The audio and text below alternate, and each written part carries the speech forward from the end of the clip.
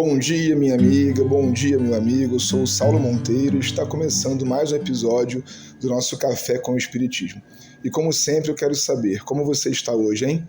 Eu desejo do lado de cá que muito bem, mas olha, se não estiver, calma, viu? Faz parte do ciclo, não fica mal por não estar bem, não. Gente querida, nossa reflexão de hoje começa com um reforço sobre a necessidade de o Espiritismo dialogar com o mundo contemporâneo, de tratar dos temas de nossa vida.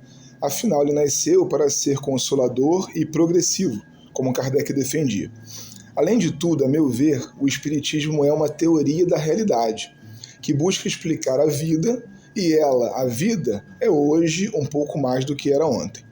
Um exemplo que me parece bem bacana nesse sentido, sem entrar no mérito da qualidade do trabalho produzido por cada uma delas, são as associações de classes que visam debater as teses espíritas e as suas áreas do conhecimento.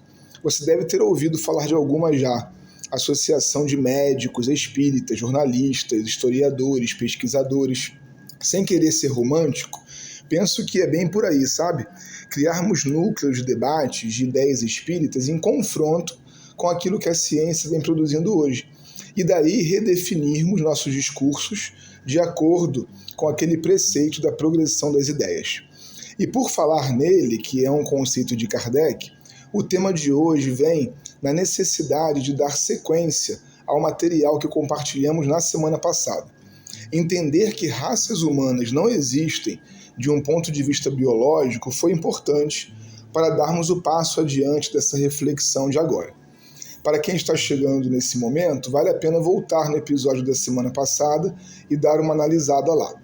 Estamos cientes já de que algumas das opiniões de Kardec sobre povos, raças, civilização estavam baseadas naquilo que hoje entendemos como um racismo científico. Ou seja, sábios e cientistas do século XIX acreditavam em premissas fisiológicas que hoje estão totalmente descartadas. E quando usadas, criam ambiente para preconceito, discriminação e racismo mesmo. Como exemplo, vejam essa ideia que estava em voga à época e que Kardec usou no seu texto. Abre aspas. Sabe-se hoje que a cor da pessoa negra provém de um tecido especial subcutâneo, peculiar à espécie. Não, gente, não. Não existem espécies diferentes biologicamente falando. Somos todos humanos. E não existem especialidades epidérmicas, ambientais ou qualquer coisa externa que defina uma pessoa, ainda mais do ponto de vista espírita. Sendo todos espíritos, variamos corpos como trocamos de roupa. Mas tem aí um grande porém, que na semana passada a gente não pôde explorar. Se biologicamente não existem raças, pela maneira violenta, segregadora que os povos europeus se comportaram, esse conceito acabou sendo criado do ponto de vista social. Falar em diversidade étnica é também entender que a cultura definiu a raça, ou seja, hoje ainda, pessoas são tratadas como se fossem diferentes ou inferiores por seus corpos, pela sua cor da pele. Ora, não tem filosofia cristã ocidental mais necessária à desconstrução do racismo do que o espiritismo. Entender o espírito mortal, a reencarnação e o progresso humano faz o racismo perder ainda mais a sua força. No entanto, apesar de sabermos disso hoje, há textos espíritas que fizeram o papel contrário, porque baseados nos erros da época em que foram escritos, erraram também. Repara bem que eu compreendo que chamar Kardec de racista tecnicamente não se aplica, porque em história isso seria anacronismo, que é a prática de usar conceitos modernos para entender o passado. Isso não funciona e causa outros problemas. Mas também não dá para não criticar certas coisas. E a crítica, como dizíamos, não é a Kardec, mas a ideia. Eu, Saulo, duvido pessoalmente que Kardec não reescreveria. Sabe por quê? Ele estava com a ciência. Ela errou, ele errou. Hoje ele estaria com a ciência, e a ciência hoje é a correta. Aqui abaixo eu vou ler um trecho que me parece o mais complicado de todos. E depois vamos falar um pouquinho dessa tal de ciência certa, que eu aposto que Kardec usaria para reconhecer o seu erro. O texto está na Revista Espírita, de abril de 62, e é intitulado Perfectibilidade da Raça Negra. O título já é ruim. mas o texto é pior. Assim, abre aspas, assim como a organização física, os negros serão sempre os mesmos. Como espíritos, trata-se sem dúvida de uma raça inferior, isto é, primitiva. São verdadeiras crianças às quais muito pouco se pode ensinar.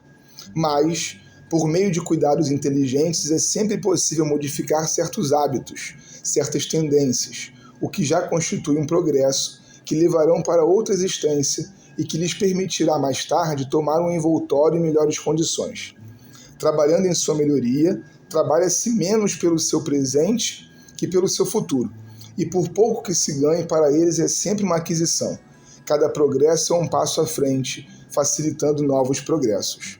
O que eu chamei de ciência certa, gente querida, e que na minha forma de olhar é urgente ao espírita fazer para auxiliar no pagamento dessa dívida histórica que o texto acima e outros mais geraram, é letramento racial. E eu queria fazer aqui para vocês uma rápida recuperação do que isso significa. Gramaticalmente falando, letramento é um estágio posterior à alfabetização. Depois que a criança decodifica a linguagem a ponto de ler e escrever, ela está apta a compreender que ela é ao mesmo tempo produto e produtora da realidade. Assim, o letramento racial é um conjunto de prática que nos ensina a enxergar como que as relações étnico-raciais modelaram o mundo e como elas são modeladas por ele também. Vai se tratar, então, de um elemento crucial para aquilo que a gente vai chamar de uma educação ou de uma reeducação antirracista. Essa prática passou a fazer parte de programas de universidades, empresas, uma série de ONGs, e o conceito ele vem de uma socióloga estadunidense chamada Frances Windence, que em 2003 falou pela primeira vez desse termo e que aqui no Brasil vai ser muito estudado e de alguma forma traduzido para a gente pela Lia Weine Schumann, que nós estamos citando junto com Kardec nesse episódio.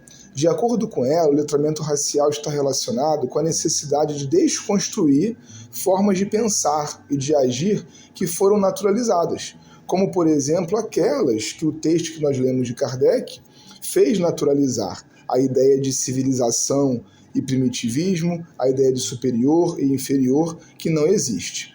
E para isso são 5 elementos que a ciência hoje nos aponta. Reconhecimento da branquitude, racismo não está no passado, racismo é aprendido, vocabulário racial e interpretação de códigos racistas. Esses 5 tópicos precisam, a meu ver, ser debatidos também junto aos conceitos espíritas para que desconstruamos essas relações injustas, violentas, que foram estabelecidas. Eu penso que esse é um importante serviço que podemos prestar ao espiritismo brasileiro e que discutir essas questões entre nós vai nos capacitar para que, socialmente falando, possamos gritar aos 4 ventos que textos como aqueles não são o pensamento espírita, ou não são mais, mas que eles são erros históricos que estamos tentando resolver. Um forte abraço e até o próximo Café com o Espiritismo.